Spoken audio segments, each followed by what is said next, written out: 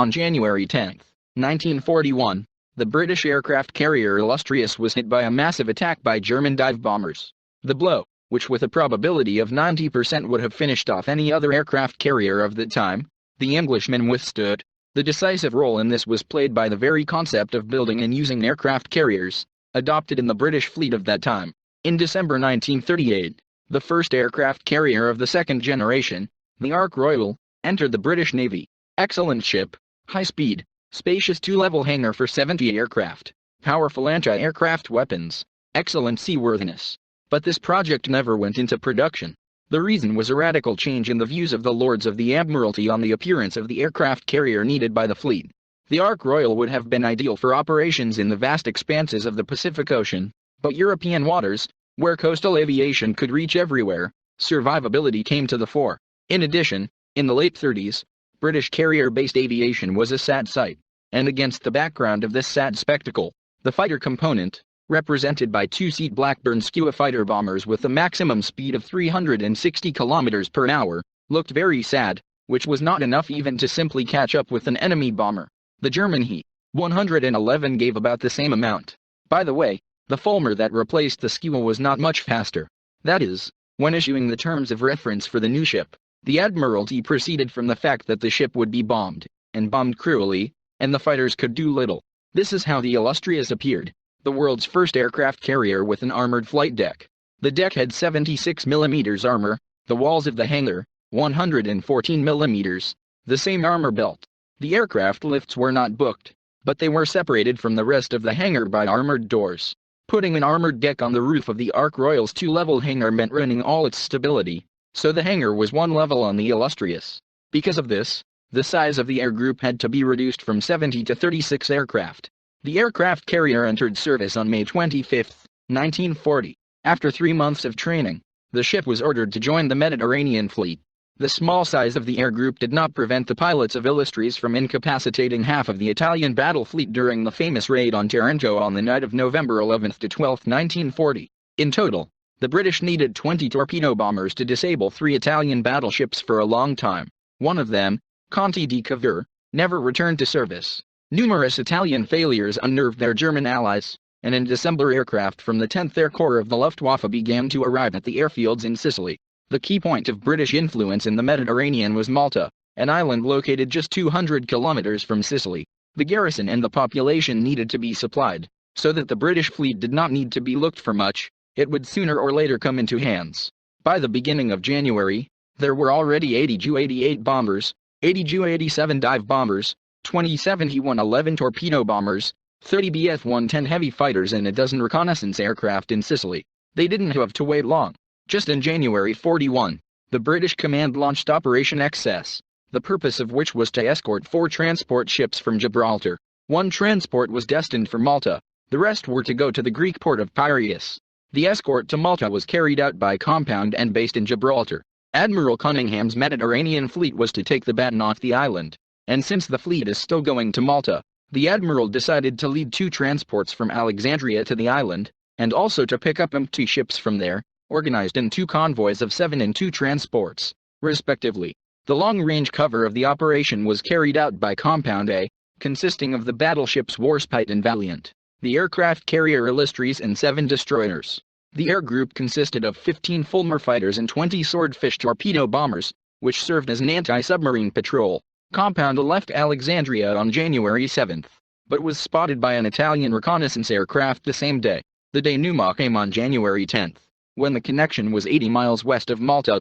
In the first half of the day, the air patrol pilots announced the destruction of 2 reconnaissance aircraft. At 12:10, the formation was attacked by 2 torpedo bombers, which dropped torpedoes at a distance of 2 kilometers, which the British easily evaded. The 4 Fulmars in the air rushed in pursuit, but due to the weakness of the weapons, 7 62mm machine guns, and low speed, they did not achieve success, only shooting the ammunition. The useless fighters returned to the compound just in time for the start of the air raid. At 12:25 p.m., Illustrious radar detected a large group of aircraft. These were 43 Ju-87 dive bombers, 18 He-111 torpedo bombers and 10 Bf-110 fighters. After 10 minutes, 4 fresh Fulmars took off, but before they had time to gain altitude, bombs rained down on the Illustrious. At least 30 dive bombers chose the aircraft carrier as their target. The Germans dropped 250 and 500 kilograms bombs from a height of 500 meters and even lower. In a few minutes, the aircraft carrier received 6 hits. A 500-kilogram bomb hit a platform with an anti-aircraft gun in the middle of the ship, pierced it and ricocheted off the armored side and fell into the sea without exploding. Another 500-kilogram bomb hit the very edge of the flight deck, at the forend, devoid of armor. Having broken through the overhang of the deck, it exploded outside at the side 3 meters above the waterline, causing severe damage with shrapnel. A 250-kilogram bomb hit an anti-aircraft machine near the superstructure, destroying it along with the calculation, and also inflicting losses on the calculations of other guns. 2 bombs, one 250-kilogram and one either 250-kilogram or 500-kilogram, hit the aft aircraft lift exactly, turning it into a pile of scrap metal. The first pierced the platform and exploded inside the well. The second exploded immediately, destroying the fighter being raised onto the deck. 4 stern installations of 114mm guns were de-energized. The armored doors of the hangar were torn off and thrown into the room. A 500-kilogram, shipyard specialists claimed that 1,000-kilogram, bomb penetrated the armored deck closer to the stern and exploded in the hangar, causing a huge fire. The blast wave passed through the hangar, destroying fire screens and aircraft.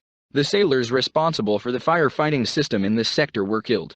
Fortunately, there were only 4 fighters in this place of the hangar, but there were no torpedoes or bombs. Elsewhere, the crew was able to activate the fire suppression system.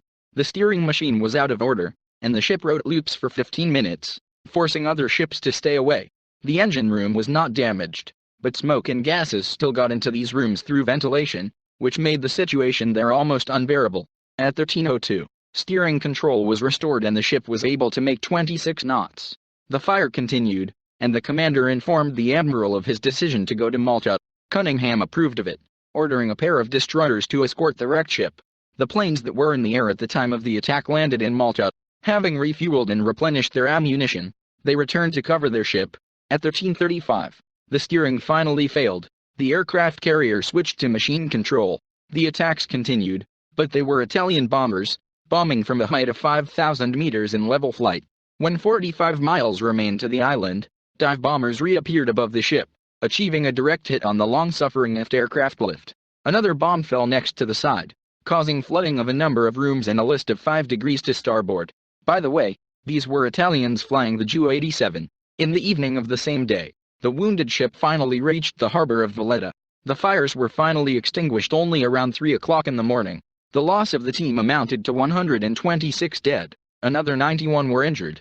The aircraft carrier began to urgently prepare for the transition to Alexandria. Despite the constant bombing, shipyard workers worked hard to repair the most serious damage. The Germans, in turn, were determined not to miss the booty. A series of powerful blows was organized. On January 16, the port was attacked by 60 bombers, the main target of which was direct aircraft carrier. On that date, another 500-kilogram bomb hit the ship. The explosion occurred in a residential area and did not cause much harm. The next day, the carrier was hit by close breaks, but without major damage. On January 19, close-up bombs caused flooding in the hull. Turbines moved from the foundation from the shaking. Despite all this, the shipyard workers managed to restore the steering and repair the ship's machines. On the evening of January 23, the Illustrious left Malta and headed for Alexandria at a speed of 20 to 25 knots, where it arrived on the 25th. After undergoing initial repairs, the aircraft carrier circled Africa and headed to the United States for a major overhaul, which took a whole year. The ship survived the war safely and was decommissioned in 1955. Summarize. The ship showed itself beyond praise, as did the sailors who served on it. On the other hand, the small size of the air group and the low performance of the aircraft did not allow for reliable air cover, because as this war showed, the best anti-aircraft gun is a fighter. Like the video, subscribe to the channel, share your opinion in the comments. See you later.